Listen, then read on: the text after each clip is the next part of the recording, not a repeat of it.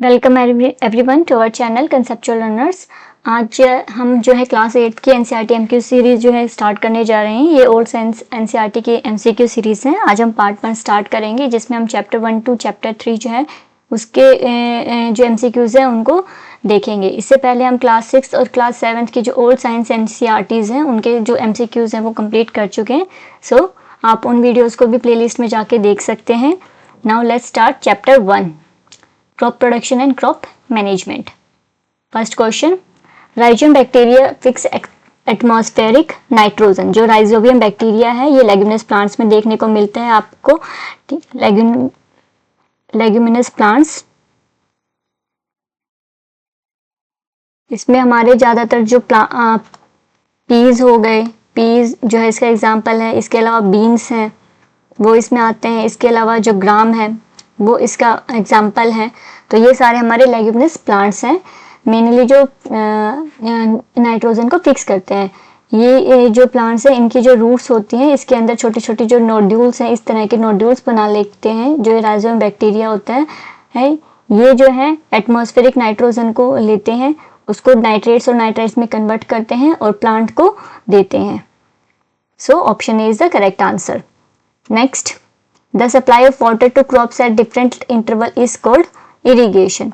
जो crop production है उसकी जो प्रोसेस है वो कैसे स्टार्ट होती है पहले हम उसको देख लेते हैं एक बार। सबसे पहले आता है हमारा preparation of soil, then sowing, third में आता है हमारा adding manures and fertilisers, fourth में irrigation, fifth weeding, sixth harvesting, seventh threshing and eighth storage. So preparation of जो सॉइल है उसमें हम प्लगिंग करते हैं, टिलिंग करते हैं, लेवलिंग करते हैं।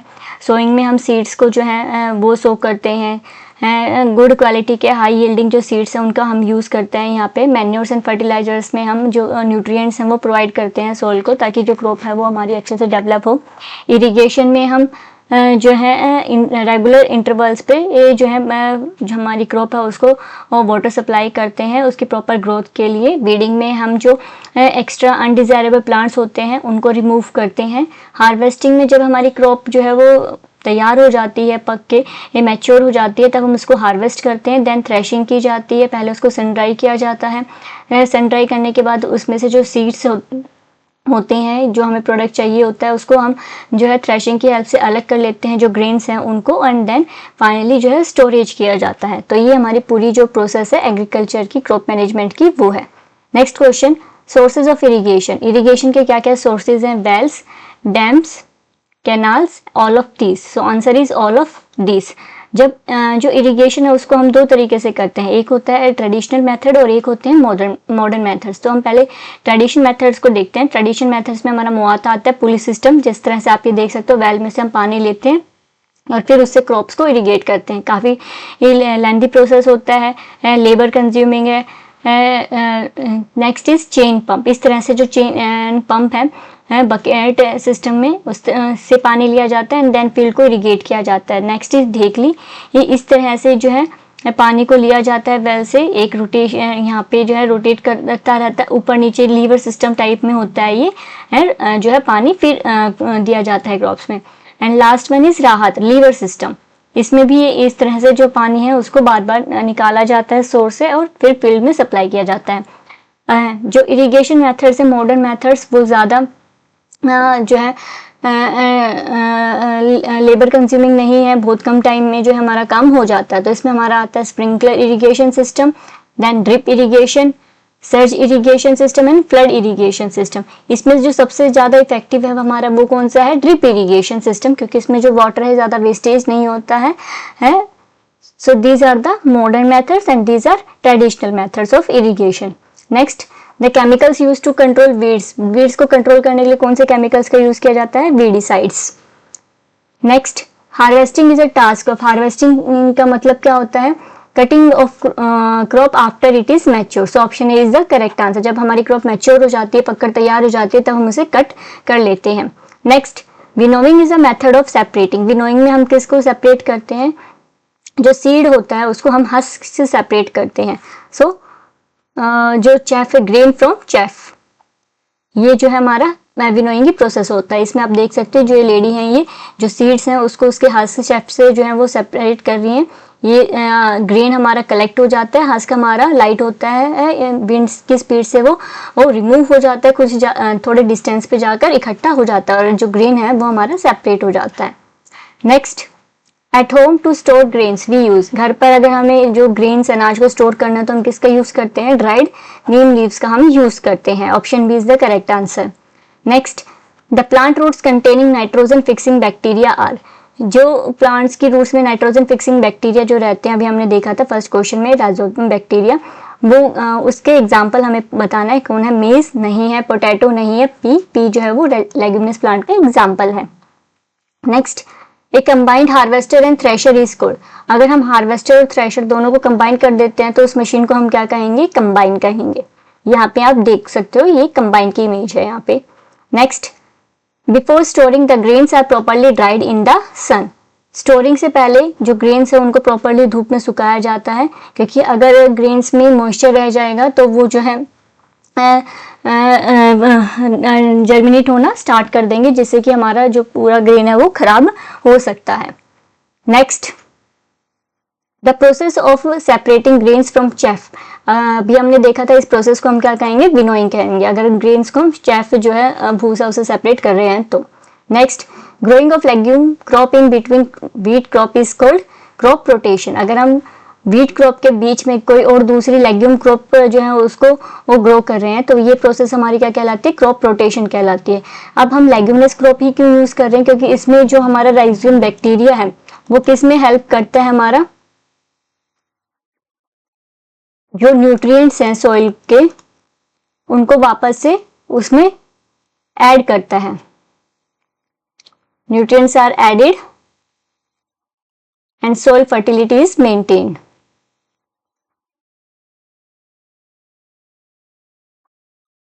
Fertility is maintained. So इसलिए हम क्रॉप रोटेशन जो है उसका यूज करते हैं। Next, pesticides are use to destroy pest, pest में हमारे जो छोटे छोटे जो एनिमल्स आप कह सकते हो, जैसे रैट्स हो गए, मोल्स हो गए, ठीक है, ये हमारे पेस्ट हैं जो कि फसल को खराब करते हैं, तो इनको डिस्ट्रॉय करने के लिए हम पेस्टिसाइड्स का यूज करते हैं। जो साइड वर्ड जो है इसका मीनिंग होता है टू किल। पेस्ट मीन्स जो भी हमारे जो मोल्स हैं, रैट्स हैं, ठीक है, इनको किल करने के लिए हम पेस्टिसाइड्स का यूज करते हैं। सिमिलरली वीडिसाइड्स, जो वीड्स है हमारे अनवांटेड जो प्लांट्स हैं उनको किल करने के लिए हम वीडिसाइड्स का यूज करते हैं। Next, dash is an organic matter, so manure is an organic matter, जो हमें ऑर्गेनिक जो डेड प्लांट्स एनिमल्स वेस्ट होती है उससे जो ऑब्टेन्ड होता है वो हमारा क्या कहलाता है? Manure organic matter. Next, silos are use to, silos का हम यूज किस लिए करते हैं?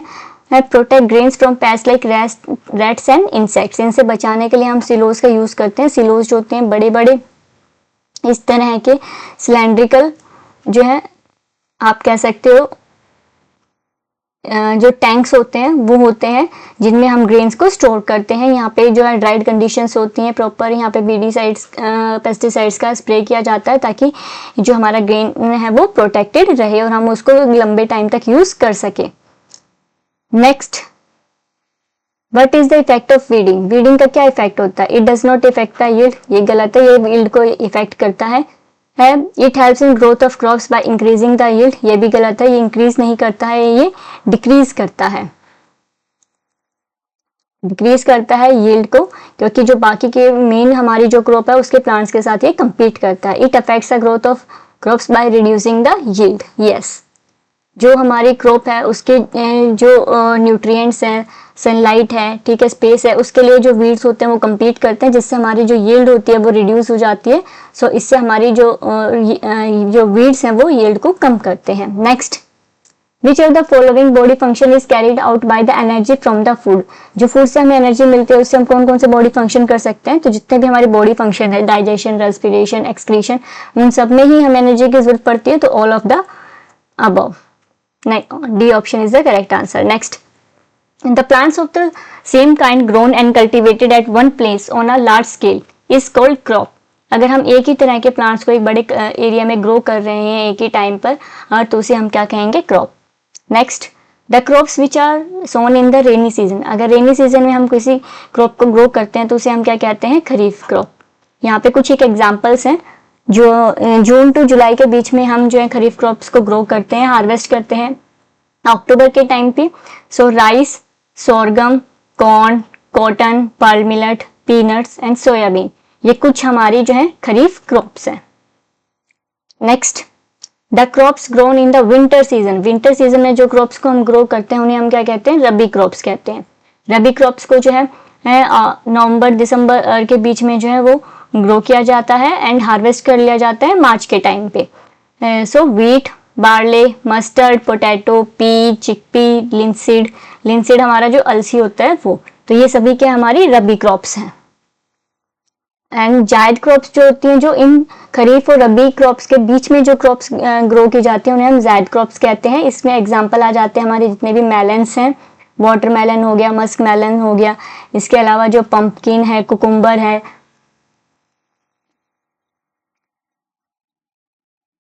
वो सारी हमारी जायद क्रॉप्स हैं। Next, the process of loosening and turning of the soil, soil को लूज करना एंड टर्न करना ताकि उसमें जो एरेशन है वो मेंटेन रहे, सोइल के जो न्यूट्रिएंट्स है वो अच्छे से मिक्स हो जाएं, उसमें जो इजीली माइक्रो ऑर्गेनिजम्स हैं ग्रो कर सकते हैं, उस प्रोसेस को हम क्या कहते हैं, टिलिंग और प्लगिंग कहते हैं। Next, the levelling of the soil is done with the help of levelling of soil किससे करते हैं हम, लेवलर की हेल्प से करते हैं, जिससे ताकि हमारी सोइल अगर ऊंची नीची है तो वो एक लेवल में आ जाए। एक लेवल में आने से या उसका एक स्लोप बनने से जो इरिगेशन की प्रोसेस होती है वो काफी ईजी हो जाती है और वो अच्छे से होता है। Next, weeds are defined as, weeds क्या है हमारे, useful plants present in the field, नहीं। Undesirable pest present in the field, नहीं। Plants that can not be used at all. Next, undesirable plants present in the field, so D option. Undesirable plants जो हैं field के अंदर उनको हम क्या कहते हैं, वीड्स कहते हैं। इसमें जो ऑप्शन सी था, plants that can not be used at all, ये ऑप्शन भी इसमें सही नहीं है, क्योंकि जो सारे वीड्स जो ग्रो करते हैं उनको हम बिल्कुल ऐसा नहीं कह सकते कि उनका बिल्कुल ही यूज नहीं है, ठीक है। ये सिर्फ अनडिजायरेबल प्लांट्स है जिनको हम नहीं चाहते कि वो हमारी फील्ड में ग्रो करें, लेकिन उनमें से कोई काफ़ी सारे ऐसे वीड्स हैं जिनको हम जो है लोकल जो क्यूजीन्स होते हैं उनमें यूज करते हैं, तो D option. Next, good healthy seeds when put in water then they sink, जो गुड हेल्दी सीड्स होते हैं जब हम उनको पानी में वॉश करते हैं तो वो नीचे सिंक हो जाते हैं, और जो हमारे डिफेक्टेड सीड्स होते हैं या जो है अनहेल्दी सीड्स होते हैं वो ऊपर फ्लोट करते हैं। अनहेल्दी और ये हमारे हेल्दी सीड्स।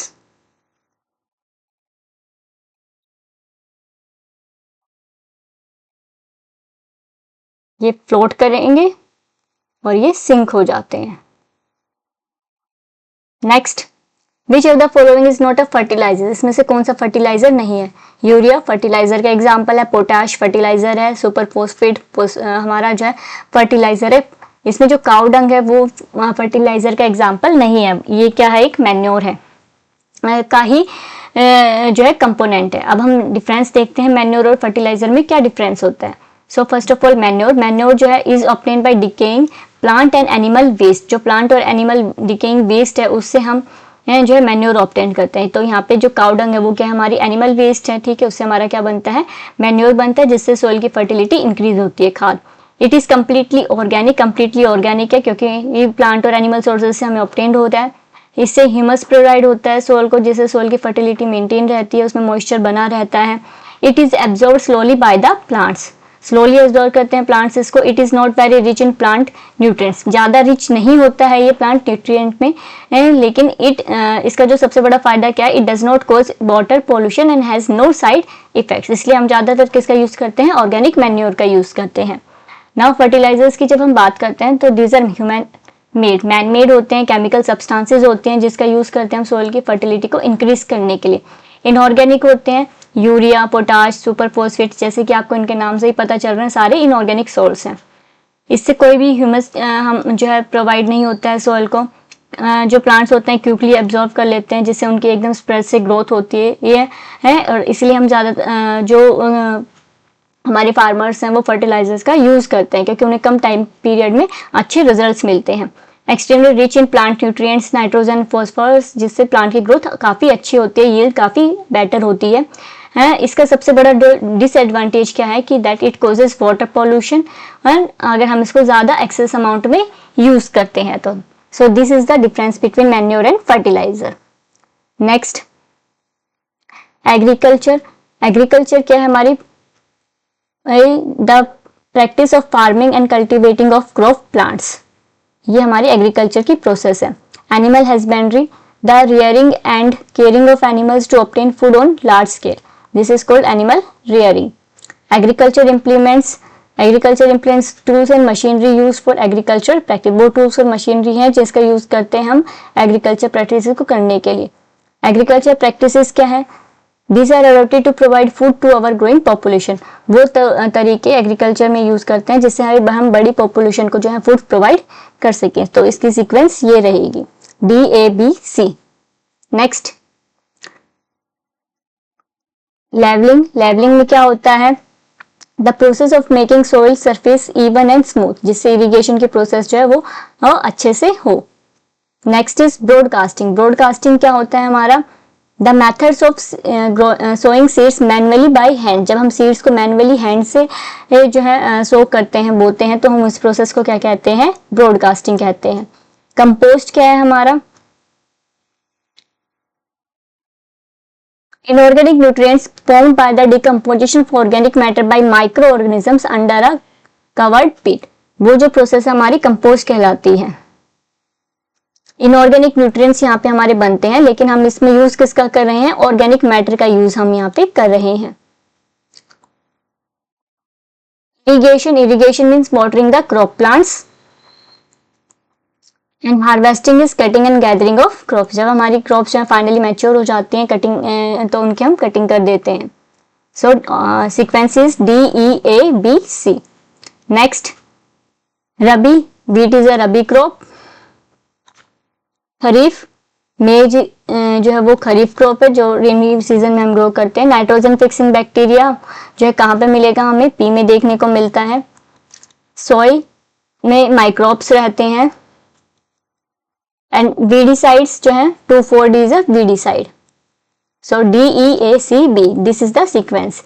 इसी के साथ इस चैप्टर के जो MCQ हैं वो खत्म होते हैं। Now let's start next chapter, chapter 2, micro organisms, friend and foe. इसमें आप बैक्टीरिया का जो है वो एग्जांपल इमेज यहाँ पे देख सकते हो। First question, the host for malaria causing protozoan is, जो होस्ट है मलेरिया कोजिंग प्रोटोजोन का, यहाँ पे ये जो है वो क्या है हमारा? Anopheles mosquito. इसमें भी कौन सा हमारा? जो फीमेल होती है ये हमारी होस्ट होती है जो कि जो प्रोटोजोन है, प्रोटोजोन क्या है हमारा यहाँ पे? प्लाज्मोडियम। इसको ये अपने माउथ में होस्ट करती है और इसी से फिर जो है वो जो मलेरिया है वो स्प्रेड होता है। तो ये होस्ट तो है इस प्लाज्मोडियम का, साथ में ये क्या है? वेक्टर भी है इस डिजीज के लिए। ये जो इंसेक्ट है ये मलेरिया स्प्रेड करता है। नेक्स्ट, द ब्रेड और dosa rises because of the action of, जो डोसा और ब्रेड है वो किस के एक्शन से राइज होते हैं? Growth of yeast cells. यहाँ पे आप यीस्ट देख सकते हो और इसमें जो है फर्मेंटेशन जो है वो करता है यीस्ट। जब इसमें फर्मेंटेशन की प्रोसेस होती है तो हमारा अल्कोहल बनता है, CO2 बनता है और एनर्जी रिलीज होती है कुछ बहुत कम अमाउंट में। तो जो CO2 हमारा बन रहा है वही रीजन होता है किसका? जो डो राइज करता है उसका। तो ये किसकी वजह से हो रहा है? Because of release of CO2।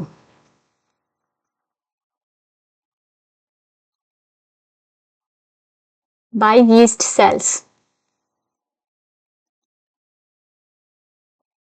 During fermentation process.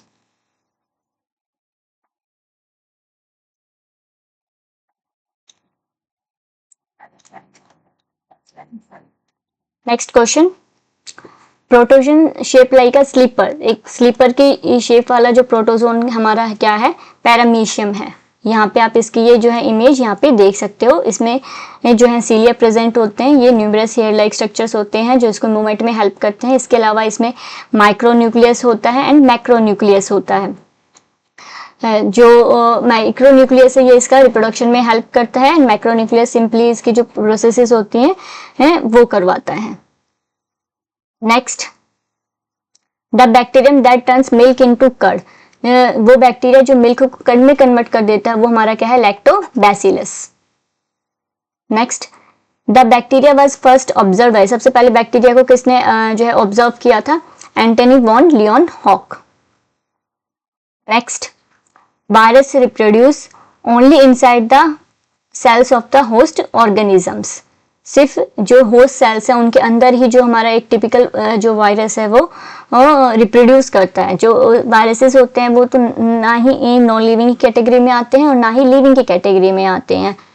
अब हम अगर इसका वो देखें, जो लिविंग फीचर्स हैं वो क्या है इसके, जैसे कि रिप्रोडक्शन, ये रिप्रोड्यूस कर रहा है, ठीक है, ओनली इनसाइड द, लेकिन किसकी यूज करके, जो इसका होस्ट है उसकी जो मशीनरी है, उसके जो जितने भी केमिकल्स हैं, सब्सटेंसेस हैं, प्रोटीन्स हैं, उन सब का यूज करके ये जो है रिप्रोड्यूस करता है। अगर नॉन लिविंग उसकी बात करें इसके कैरेक्टरिस्टिक की, तो जो वायरसेस हैं जब होस्ट में के अंदर नहीं होते, बाहर होते हैं, तो वो क्रिस्टलाइज हो सकते हैं और उनको काफ़ी लंबे टाइम तक हम उनको उसी फॉर्म में स्टोर करके रख सकते हैं। तो ये इसका लिविंग कैरेक्टर है, नॉन लिविंग कैरेक्टर है। सो ऑप्शन बी होएगा इसमें, सिर्फ होस्ट के ऑर्गेनिज्म के अंदर ये रिप्रोड्यूस कर सकते हैं। Next, the process of conversion of sugar into alcohol, sugar को अल्कोहल में कन्वर्ट करने की प्रोसेस को हम क्या कहते हैं, फर्मेंटेशन कहते हैं। इसमें एग्जांपल हम ज़्यादातर जो है यीस्ट का लेते हैं, वो फर्मेंटेशन करता है, या जो हमारा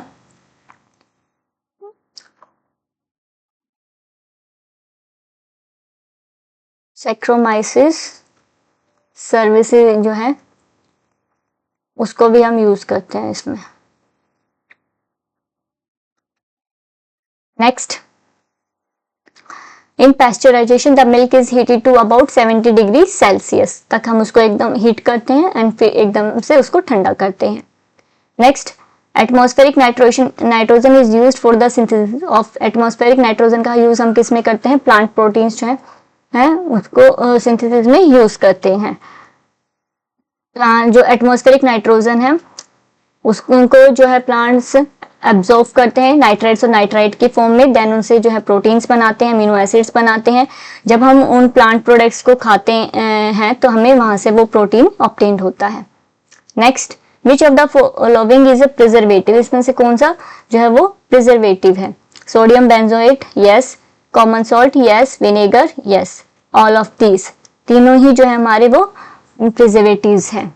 next, hepatitis A is transmitted through water, जो हेपेटाइटिस ए है ये वायरस से होता है। जब हम कॉन्टामिनेटेड फूड या वाटर जो है उसको ईट करते हैं, मोस्टली जो वाटर है वो, तो उससे हमारा जो है वायरस अंदर आ जाता है। ये हमारे मेनली लीवर को अफेक्ट करता है, इन्फेक्ट करता है। Next, communicable disease are spread from an infected person to a healthy person through air, water, food, all of these. So answer is all of these. Food से भी होती हैं, air and water से भी होती हैं, कांटेक्ट में आने से भी होती हैं।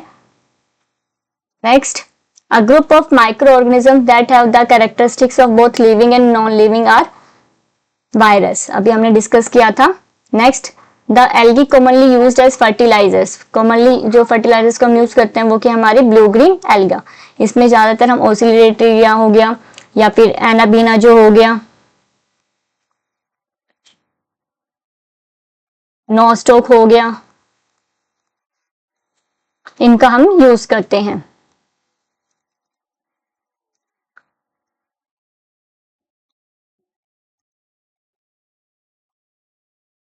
नेक्स्ट,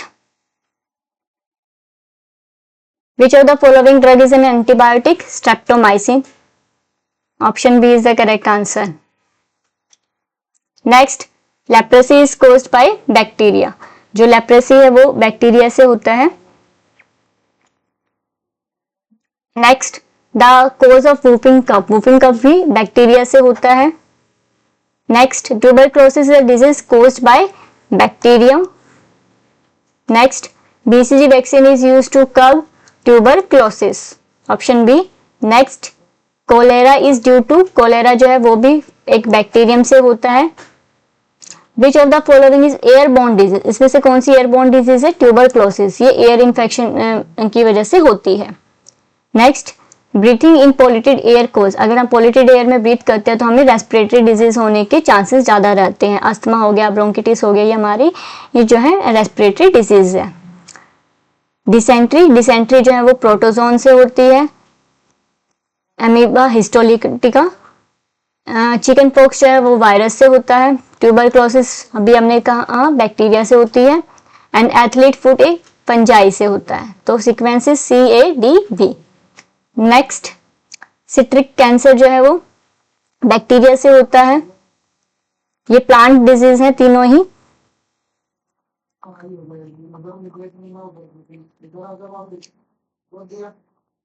रस्ट ऑफ व्हीट जो है वो फंजाई से होता है। And yellow vein Mosaic of भिंडी ये वायरस से होता है। सो CAB ये सीक्वेंस ये रहेगी। इसी के साथ ये चैप्टर के MCQ खत्म होते हैं। Now let's start chapter 3, synthetic fibres and plastic.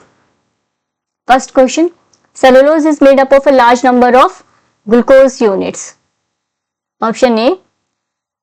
Next, synthetic fibres are strong, durable, shining, all of this, इसलिए हम ज्यादातर इनका यूज करते हैं। Next, which of the following is not thermoplastic, इसमें से कौन सा थर्मोप्लास्टिक नहीं है? So melamine, option D. अब थर्मोप्लास्टिक कौन से होते हैं? Long state change carbon compounds होते हैं इन एडिशन जो पॉलीमराइजेशन की प्रोसेस से ये बनते हैं। लो स्ट्रेंथ होती है इनकी और इनको हम दोबारा से प्रोसेस कर सकते हैं। अगेन एंड अगेन इनको पिघला के हम नई नई शेप्स दोबारा से बना सकते हैं। एग्जाम्पल इसका पॉलीथाइलिन हो गया, पॉलीस्टायरीन हो गया, एक्रेलिक, ये सारे क्या हैं? थर्मोप्लास्टिक के एग्जाम्पल्स हैं इसमें। Polyethylene and polystyrene. थर्मोसेटिंग्स में ये क्रॉस लिंक्ड होता है, यहाँ पे कंडेंसेशन की प्रोसेस से ये बनते हैं, ज़्यादा स्ट्रेंथ होती है इसमें। इसको हम बार बार प्रोसेस नहीं कर सकते हैं, सिर्फ एक बार ही हम इसको बनाने के बाद यूज़ कर सकते हैं। एग्जाम्पल इसमें बेकेलाइट हो गया, इपॉक्सी हो गया, मेलामाइन हो गया, ये इसके एग्जाम्पल्स हैं। Next, wire made from which fibre is strongest, किस मटेरियल से अगर हम वायर बनाते हैं, फाइबर से बनाते हैं तो स्ट्रॉन्गेस्ट होती है वो नाइलॉन से। जो नाइलॉन की वायर है वो स्टील से भी ज़्यादा स्ट्रॉन्ग होती है। Next, PET is a form of polyester, जिसको हम मेनली यूटेंसिल्स बनाने में यूज करते हैं। Next, which of the following is use to make non stick cookwares, non stick cookwares का हम यूज करते हैं टेफ्लॉन।